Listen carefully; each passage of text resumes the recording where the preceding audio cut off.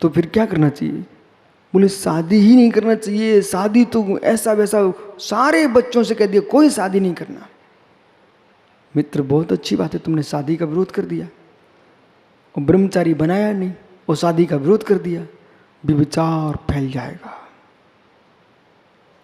फिर जब शादी करेगा नहीं और ब्रह्मचारी है नहीं है, शक्ति का नाश तो करेगा पर संतान को जन्म देगा नहीं। जब जैनियों के बच्चे ही नहीं जन्म लेंगे जैन समाज में, तो मित्र जब बच्चे होंगे ही नहीं तो भविष्य में तुम्हारी संस्कृति, तुम्हारी उम्र कितनी 100-125 वर्ष के बाद जैन धर्म समाप्त, क्योंकि तुम्हारी इतनी उम्र है। पर नए बच्चे होंगे नहीं, और जब नए बच्चे होंगे नहीं तो जैनी बचेंगे नहीं। श्रवण संस्कृति का नाश।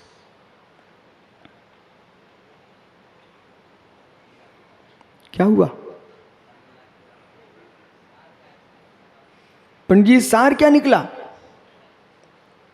इसलिए आगम कहता है श्रवणाचार अलग है, उस श्राप का चार अलग है। श्रवणाचार में जीना चाहिए, उस श्रावकाचार के धर्म का उपदेश देना चाहिए, पर गृहस्थाचार में मुनियों को मौन रहना चाहिए। बैठो वाले, मौन रहना चाहिए, अन्यथा। समझ में आ गया आपको बहुत अच्छे से? एक दिन आजाद भैया कहाँ गए? मित्र आजाद भैया, मैंने एक दिन रायपुर के श्रावकों से पूछा कि मित्र पापड़ी बाल, एक सांड आ रहा था, उसने आपको धक्का मार दिया। जब धक्का मारा और ये अपने देश का राजा था, तो इसने बोल दिया कि सारे सांडों को समाप्त कर दो। इसके बाद वैद्य कोठारी जी के पास पहुंचे, उन्होंने कह दिया भाई गाय के दूध में तुम हल्दी डाल के पियो तो दर्द ठीक होगा, और गाय के घी में आप हल्दी डाल करके रुई पे रख करके गर्म करके लगा लो तो थोड़ा दर्द ठीक हो जाएगा। अब वो मालूम क्या बोलता है? बोले वैद्य जी हमने सारे सांड समाप्त करा दिए। मित्र अब इसके बाद भविष्य में जब सांड ही नहीं बचेंगे तो गाय का दूध कहां से लाओगे?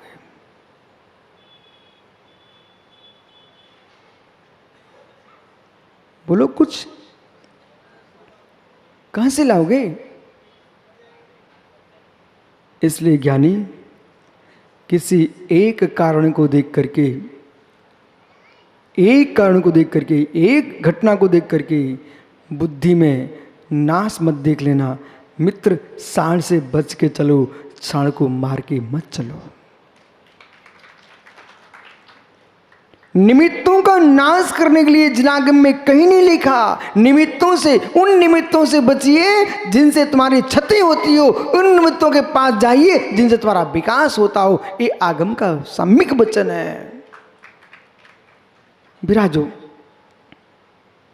इसलिए भाई राज्य संचालन और माइक संचालन मद पाई को मत दे देना। राज्य संचालन और माइक संचालन, ये मित्र गाड़ी पर लिखा रहता है। आप कभी गए होंगे ट्रेन में, बस में तो जाते ना, तो बसों में लिखा रहता है मालूम, भारी सामान लेके, कोई अस्त्र भरी बंदूक लेके ना चलाएं। बसों में लिखा रहता है। और शराब पी के ना चलाएं वाहन को, ऐसा जमीन पर बोर्डों पर लिखा रहता है। यानी कदाचित किसी व्यक्ति ने शराब पी के गाड़ी चलाई सोनू, तो उसके तो पीछे के लोग मरेंगे, 50, 60, 100, 200 मर जाएंगे, ठीक है। लेकिन साधु ने संप्रदाय का मद पी के प्रवचन कर दिया तो करोड़ों लोगों की श्रद्धा के प्राण चले जाएंगे।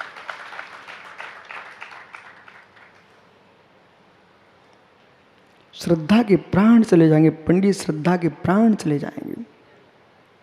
इसलिए इस माइक पे आने के पहले अभ्यास करना चाहिए, अभ्यास करना चाहिए। और अभ्यास किसका करोगे?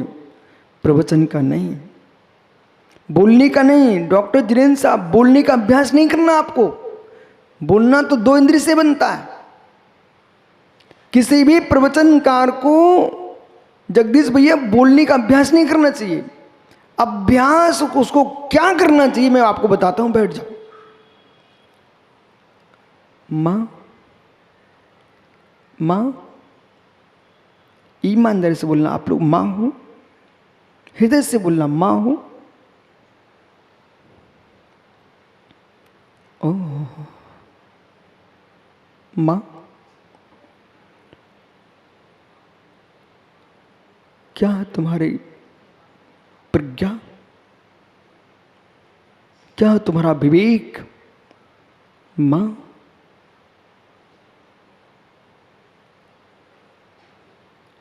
गर्भ धारण जिसने नहीं किया, हम मान सकते उसे पता नहीं पीड़ा कितनी है। जिस माँ ने गर्भ धारण किया है, एक बच्चे को जन्म दे दिया, उसको पीड़ा का बोध हो चुका है।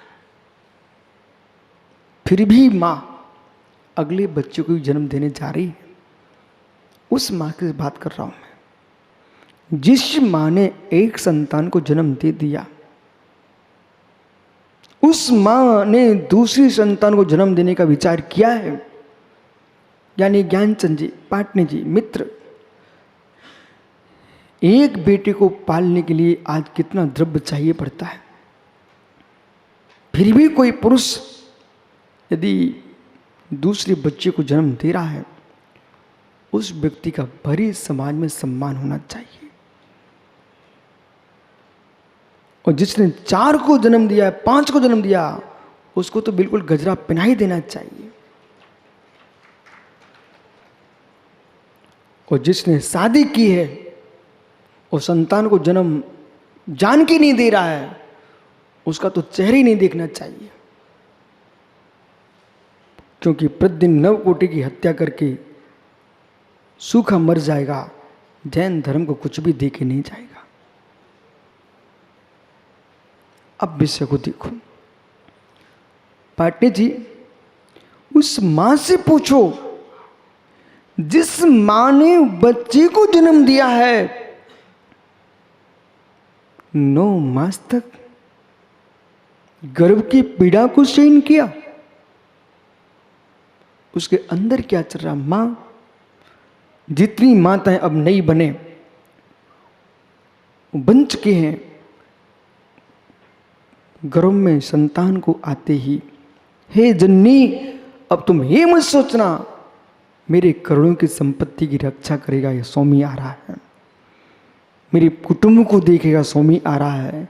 हे मां, तुम्हारी संपत्ति छोटी है, तुम्हारा कुटुंब छोटा है, मां विश्वास रखो। यदि आज चाहे देश में आचार्य विद्यासागर जी हो, विराग सागर जी हो, वर्धमान सागर जी, जितनी आचार्य मुनि भगवंत देश में विराजमान हैं, उन सबके सामने चुनौती है किस बात की? कि आप जैन दर्शन के स्तंभ हो। समाज आचार्य मुनियों की ओर आंख उठा के देखती है। हर दर्शन और हर राजनेता साधु की ओर सिर टेकता है। ज्ञानचंद भैया, जब मां गर्भस्थ अवस्था में है, उसमें उसका चिंतन क्या होना चाहिए है? जैसे तीर्थंकर की मां ने एक बालक को गर्भ में धारण किया, जो मुनिराज यहां विराजमान है। आज कोई भी श्रावक आता, वो इंदौर से बोले, महाराज जी, महाराज लोग बहुत प्रभावना कर रहे हैं। मित्र, अब विषय यहां पकड़ना। कोई टीकमगढ़ से आएगा, कोई ललितपुर से आएगा, बोले बहुत प्रभावना हो रही है। मित्र समझिए, जब एक मां अपने गर्भ में बच्चे को रखती है, उस मां को ये नहीं सोचना है विदिशा कि मां सोचे मेरी संपत्ति को ध्यान रखे, मां सोचे मेरे कुटुंब को ध्यान चलाएगा। नहीं मां, ये तुम्हारा सोच छोटा है। यदि आपके पास में पैसा है और नगर में मुनिराज आए, तो मां ईमानदारी से बोलना, कहीं मन करेगा चौका लगा लूं? करता है, मन करता है। आप रायपुर में ही देख लीजिए, रायपुर के श्रावक बच्चे बच्चे घर में रो रहे हैं, बोले अपने घर में चौका लगाओ ना। बाहर के श्रावक हजारों किलोमीटर चल चल करके साधुओं का पड़खान यहाँ आके कर रहे हैं। मित्र, तुमको मालूम होना चाहिए, जब तुमने प्रथम दिन कोई सिक्का कमाया था, आपको पता नहीं था बज्जू कुमार जी, उस सिक्का में एक मुनिराज का हिस्सा भी था।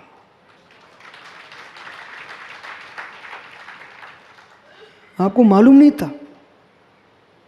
जब हाथ पे ग्रास रखो उनके, तब उस ग्रास को देखना, ओह ग्रास, वो अपने हाथ देखना, ओह हाथ, तुमने ऐसा कौन सा काम किया कि ये हिस्सा। मित्र, पुण्यात्मा जीव की कमाई के एक सिक्के पर मुनि के ग्रास का हिस्सा होता है, और नरेंद्र भैया पापी जीव की कमाई के अंदर एक हिस्सा होता है उस बिस्नी का, जिसको व्यक्ति साथ में बैठ कर शराब पी रहे थे। मालूम, तुम्हारी कमाई का हिस्सा उस पापी के साथ था। अब शराब पीने वाले का हिस्सा कहां ले जाएगा? दुर्गति की ओर ले जाएगा। और जो मुनिराज के हाथ पर गिरास रखा रारा जी, वो हिस्सा कहां ले जाएगा? स्वर्ग मोक्ष की ओर ले जाएगा। बराबर। अब सुनो, मैं वक्ताओं से क्या बोल रहा था, एक माँ से बात कर रहा हूं। माँ, जब तुम संतान को जन्म देने के लिए तैयार हो, उस समय यूं कहना, ये मेरे घर का लाल, अभी तक मैं ये सोचती थी कि तू मेरे घर की संपत्ति रक्षा करेगा, मेरे कुटुंब की रक्षा करेगा, अथवा मेरे लिए वृद्ध अवस्था में पानी पिलाएगा। नहीं लाल, इसे तुम भूल भी जाना, लेकिन विराट सारे विश्व में श्रवण संस्कृति की रक्षा तू करेगा। ये माँ का विचार होना चाहिए।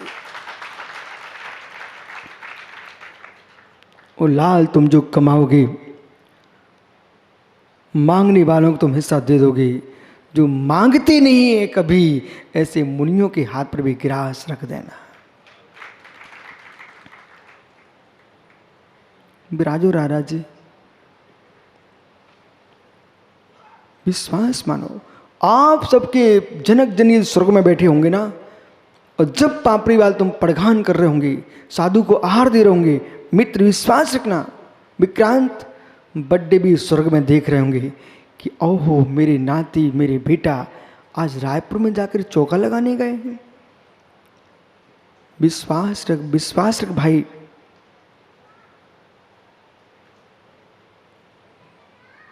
पंडित जी, मुमुक्षु ज्ञानी बंबई, आपके पिता भी स्वर्ग में देख रहे होंगे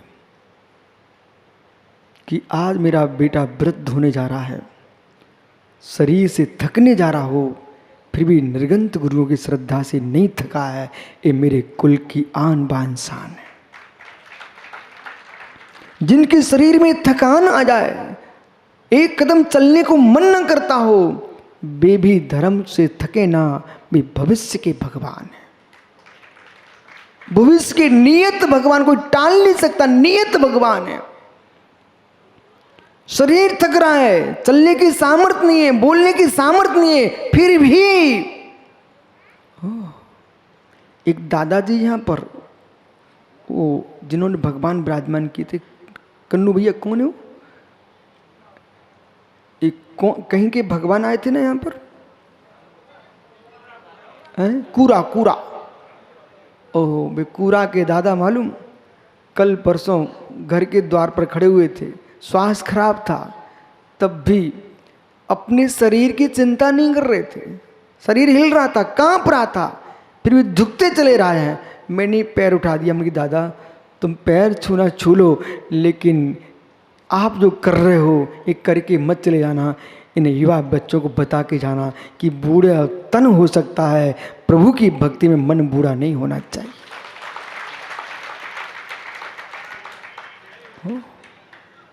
विराजो, एक प्रवचनकार को प्रवचन का अभ्यास नहीं करना चाहिए, तो फिर क्या सिखाना चाह रहे आज महात्मा यशोधर जी? अभ्यास किसका होना चाहिए? जैसे एक भारतीय जननी, एक माँ और एक पुत्र, उसके बीच में दुलार धोखा है। बल्ब एक जलता है, बल्ब एक जलता है, लेकिन वायर दो होते हैं। बल्ब एक जलता है, परंतु वायर, उसके अंदर तार दो होते हैं। यदि दो तार नहीं, एक को निकाल दीजिए, बल्ब जल जाएगा ना। ये निमित्त उपादान की प्रज्ञा को सुनिए। यानी एक बल्ब जलाने के लिए भी 2-4 चाहिए, एक दीपक जलाने के लिए बाती भी चाहिए, तेल भी चाहिए। मेरे मित्र, कमरे में प्रकाश करना चाहते हो तो धन भी चाहिए और ऋण भी चाहिए, 2 तार चाहिए। कमरे में प्रकाश चाहिए तो दीपक के लिए तेल भी चाहिए, बाती भी चाहिए। ऐसे ज्ञानियों, जिन शासन को चलाना चाहते हो तो माँ का दुलार, पिता की डांट दोनों चाहिए, तब कुल का दीप जलेगा।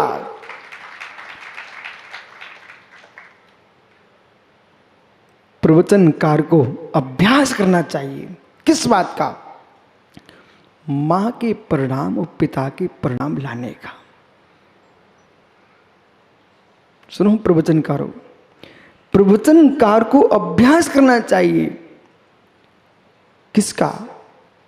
मां का दुलार और पिता का की डांट का। मां के दुलार में बेटे का हित और पिता के डांटने में बेटे का हित। जो प्रवचनकार ये देखता है कि मेरे उपदेश सुनकर के कितने लोग ताली बजा रहे हैं, कितने मेरी प्रशंसा कर रहे हैं, वो प्रवचनकार नहीं है। जो प्रवचनकार ये देख रहा है,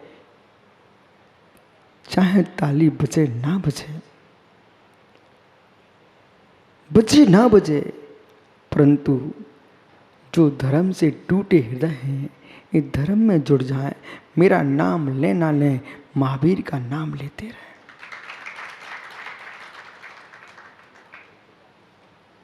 चरम की प्रभावना के लिए धर्म नहीं है, चरम शून्य होने के लिए धर्म है। इसलिए निसंग सागर जी, बालक बेटा करुणा भर के प्रवचन करना, मां बन के प्रवचन करना,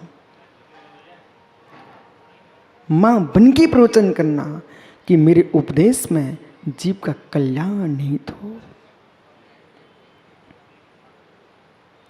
मेरे उपदेश में कल्याण निहित हो और संस्कृति का विकास हो।